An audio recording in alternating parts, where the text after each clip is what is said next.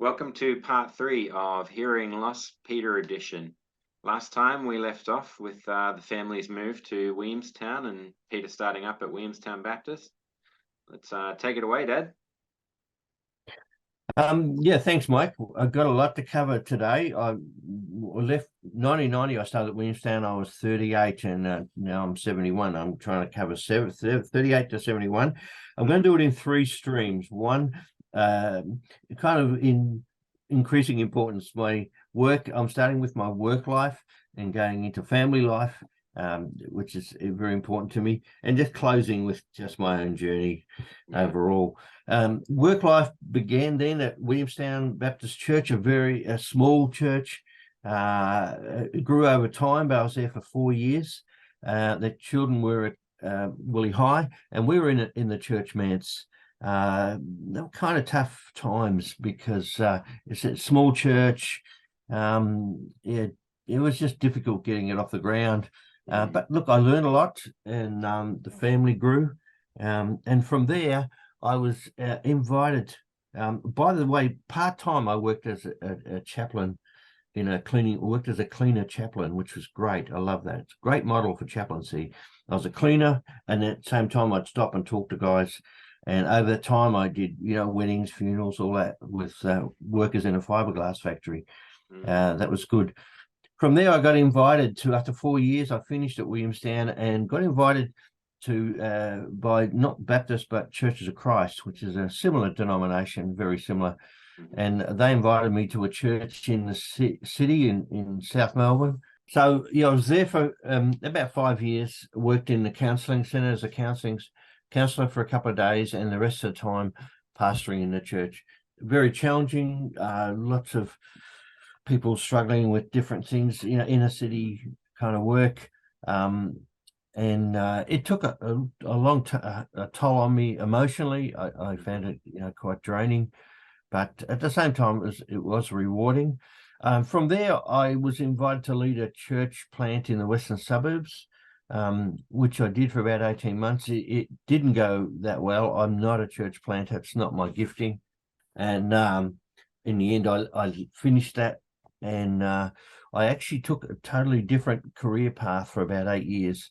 One that I really found quite satisfying. I got a job with the Salvation Army, working with homeless people experiencing homelessness. I started with what was called a young adults program as a case manager, working with people who often come out of prison or who need somewhere to stay. They were given temporary accommodation. I was their worker, helping them find accommodation. From there, I went to Flagstaff Christ Accommodation Centre and eventually was the after-hours manager there. I enjoyed it because I'd experienced homelessness myself, and so I knew what these guys were going through. That centre only worked with men, and they were rewarding years, and I actually thought I wouldn't ever leave it. I thought, well, I've left the pastoral work behind me, and this is what I'm doing now. We were attending $1 an hour a house church on a Thursday night in the city, the Marriott's Hotel. But eventually I started going to a more traditional church again, Church of Christ. And the pastor there is a fantastic pastor, Lynn. She kind of got me back leading, preaching and leading communion. And eventually they asked me onto their pastoral team 1 day a week. So I did 4 days with the Salvos, 1 day with and this is Williamstown Church of Christ. Right. And I stayed there and eventually did 1 day a week and left the Salvos and took on a position at Carnegie Church of Christ. So I was back into pastoral work after an 8-year break. Those 8 years were really important for me. I really saw the underbelly of life in Melbourne, what people suffer, people who are struggling, people with addictions, people with serious mental health issues, people without a roof over their head. It really opened my eyes. It gave me determination that if I got back into church work, I would make sure that the churches were, doing stuff that was practical Christianity, not just kind of words. And the church at Carnegie was another really small church. When we started coming, there might have been 9 people or something. And gradually grew, but I really loved my time. Didn't have some of the difficulties I had at Williamstown, and they were great people. and did some amazing stuff there. Eventually, within the first year, I'd set up a community meal, the food parcels, those sorts of, services to people in the area who were doing it tough. Really enjoyed that. We set up what was called Open Hands ministry or service, and it's still going today. And we loved it. And really, it was one of the main avenues of growth in the church. As people began to see Christianity in action, they wanted to be a part of it. And over time, we saw people come to know God, and I baptized people, and yeah, it was great. Yeah, really enjoyed my time at Carnegie. Finished up in 2016. We had our farewell, and it was just a real blast. Loved the people there. Still have contact with some people. Was invited back for the 10th anniversary of Open Hands, and I look back on my years at Carnegie with fondness, and said still have contact with some people there now. From there, I accepted a call to Lilydale to be the community ministries pastor, Lilydale Baptist Church, where I'd started before going to Williamstown. They were running a thing called the Mustard Tree, which is a op shop, but also ran community meal, food parcels, all those things I was doing at Open Hands. They were doing at the Mustard Tree. So I did that for a couple of years. Wasn't quite a right fit for me for various reasons. But I was invited to go then to a small church out at Yarra Glen. I kind of like the small church flavour. It's a lot more adaptable. In Carnegie, we sat around tables and chairs, got rid of the pews. It was more like a cafe. And at Carnegie, at Heartland, at this Yarra Glen church called Heartland, they were already doing that. They were sitting around tables and chairs. So I was there for about 3.5 years, enjoyed that, my time there. Great people. Again, sort of little church grow over time. Unfortunately, COVID came along, and that really knocked a lot of small churches on the head. We couldn't meet. We didn't have the technology to be doing, YouTube stuff. So they were difficult times at Heartland. And in the end, I felt it was time, after 3.5 years, to move on. And I was invited back to Lilydale Baptist, where I'd started in the 1980s, had been back 2016 to 18. And their senior pastor had resigned. And I was approached by the leadership if I would come and be an interim pastor for a year, which I did. That was last year. It was a challenging year. It was a much larger church than Heartland, and there were a lot of hurting people there over things that had happened. It was a challenging time, but it really is a good church, and over time things have turned around. By the end of last year, the church was in a better place. It started to grow again, and I had 2 semi-retired pastors in the church, great guys with a lot of experience. I invited them, well, with the leader's permission. It wasn't me doing the inviting. The church in the end was, but I encouraged them to consider staying and being on a pastoral team. So today we have, I continued my time at Lilydale. I've just signed a 2-year contract to stay for another couple of years, and we now have 3 on this team. I lead the team, but I'm only preaching once a month at the most now. And I'm now getting my teeth stuck into, I love doing kind of projects, going way back to my work in the special school to with the I never mentioned when I was working with the Salvos, I started a program helping guys who without, who are homeless finding work. That was very successful, called Job Search Project, still running today. And here I'm keen to start up a new project now called Seniors Hope. Have just seen how people in nursing homes, particularly who don't get visitors, are the most vulnerable people, I believe, in our community. And I'm just getting the ball rolling to develop a team of people that will go one-on-one and sit with people for a long-term commitment, just to sit with someone once a week and share and talk with them. And particularly people that have nobody, I remember, I don't know, it's probably about 20 years ago. I asked you do you ever want to retire? Like, what does your retirement look like? And you told me that you never wanted to retire, that you'll always find things to keep doing and keep helping. And looks like, yeah, as you approach 71, that still keeping busy, still always got something new on the horizon, which is really impressive. Yeah, this is my I'm really excited about this. I've been Mm. to the nursing home to talk about it. They're kind of saying, when can you start? We have people who are very lonely, Yeah. I'll develop some training first. I've already Mm. got people who are saying, I want to be a part of that. Yeah, that's great. So it's very different from what I've done. It's not dealing with people who are homeless, although I'm still involved in a project with the local churches called Winter Night Shelter, where each church offers their building one night for people to sleep in Okay. during the winter months. And I'm the coordinator for our church. Our church will have Monday, Tuesday nights. We'll provide staffing for the Monday night. It's fairly intensive that, you need Still cooks. going on. Yeah. Yeah, there's a lot of work there, but and I'm still doing meetings and helping with training Yeah. volunteers for that. But so it's still that old passion for working with people who are experiencing homelessness, but also feel that some of the more vulnerable groups, there are other groups, and I think Yeah, of course. the elderly, particularly those with dementia, who are alone, really, they're people who really need someone to come alongside them. Mm. One of my favorite books is a book called From a New Zealander, Mike, Oh, yeah. by a guy called Mick Duncan, called The Alongsiders, and Walking with Those Who Walk Alone. Great book with some really good material. Shares his own story as a hippie in the 70s, and really book outlining how to walk with people that no one wants to walk with. And it's been a book that's inspired me, and I use it for training, Yeah, cool. material. That's kind of my career. I'm now finished. Yeah. Like, I'm semi-retired. I work 2.5 days a week, in the church at Littledale, and starting up something new still.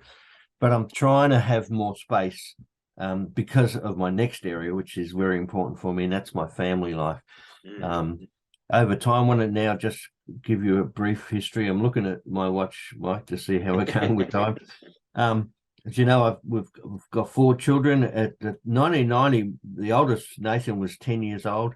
They were, Mike, I think you were about 4 back Yep. then. Yep, that's right. They eventually went to Williamstown Primary School and eventually to Williamstown High.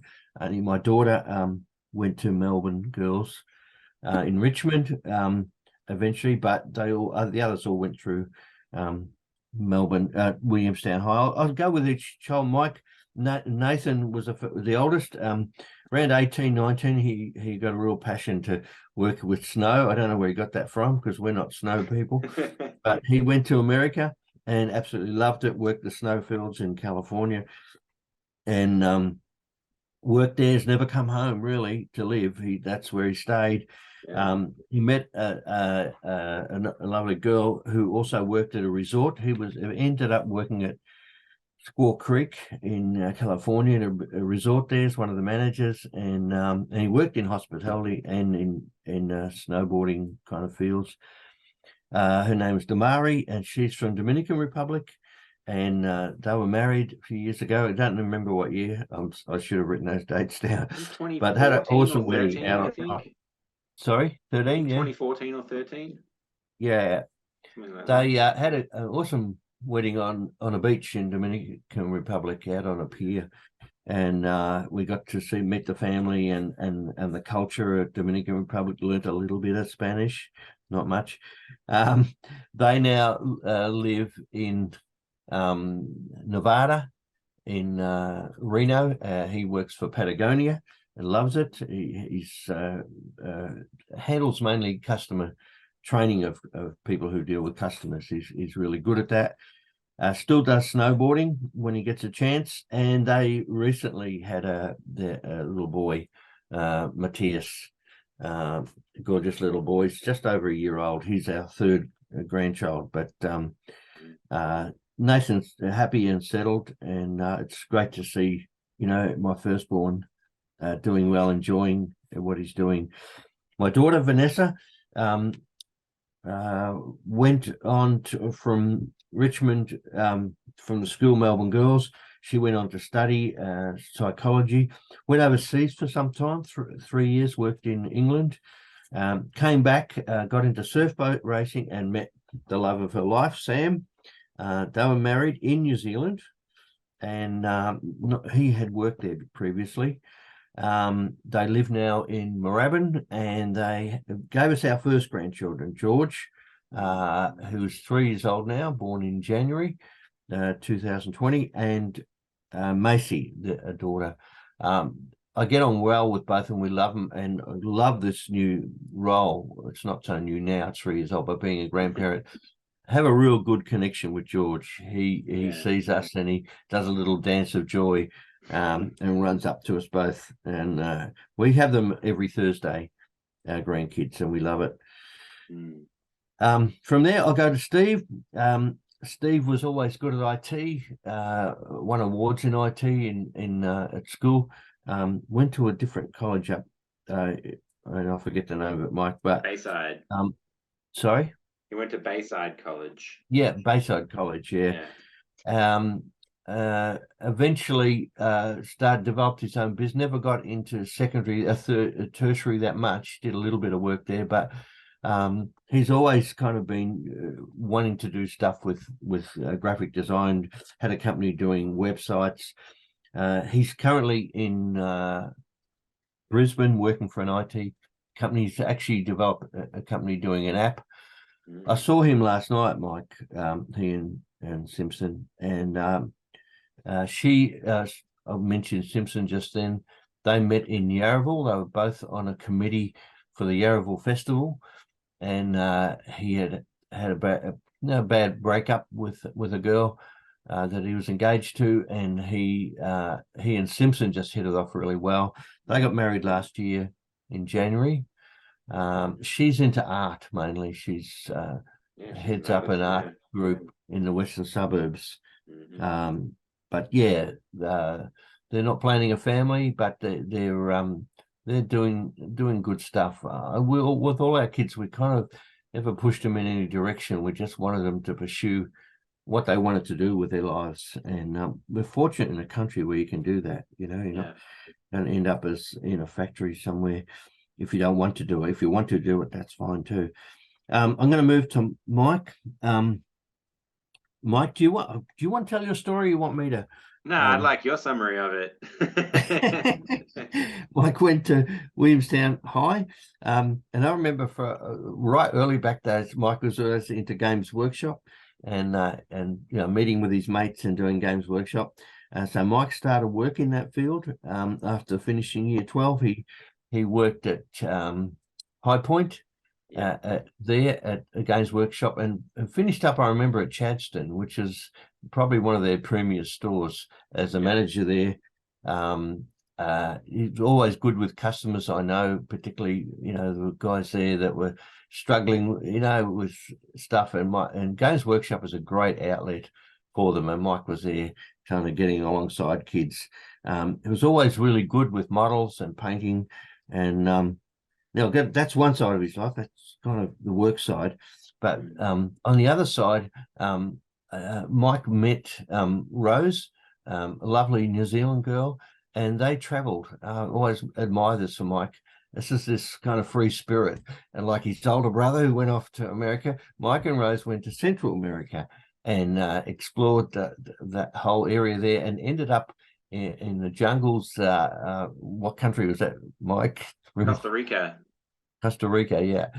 Working at the Jaguar Rescue Center, working with sloths and with monkeys. And I love the stories that Mike and Rose came back with, and I know it changed their lives working there. And they came back to New Zealand, eventually bought a house together, and great news recently that Rose is having a baby. That's due, a girl that's due in August. Mike still works in the same field that was doing way back then. He's an artist working with scenery. That you have a 3D printer, works for a company does contract work for them where he paints the scenery. I've seen his work; he's really good at it. And yeah, they have a great life together. We enjoyed recently, not too long ago, went down to see them both, and have got a great house. I love the name of the suburb you're in, Mike, Parapara Umu. Yeah. I love telling people that. It just sounds so cool. It sounds so New Zealand. It's not as They're cool as about it sounds. they're near the beach, and I think they have a great life together. And Yeah. all around the wall, there are photos of their journeys in Central America, as well as their passion. Rose has a real passion with botanic, plants and things like that. She had set up a business doing terrarium. So yeah, that's Mike. Have I left anything out, Mike? That you got it pretty well. That's the kids. Yeah. And look, I kind of figure that it's not my story anymore. They're continuing the story, and as well as they're starting families, and how awesome is that? Looking back over the years, and the pain and struggles, and just seeing the fruit of it. Noah and I love the fact that our kids are doing well. They've all got great partners.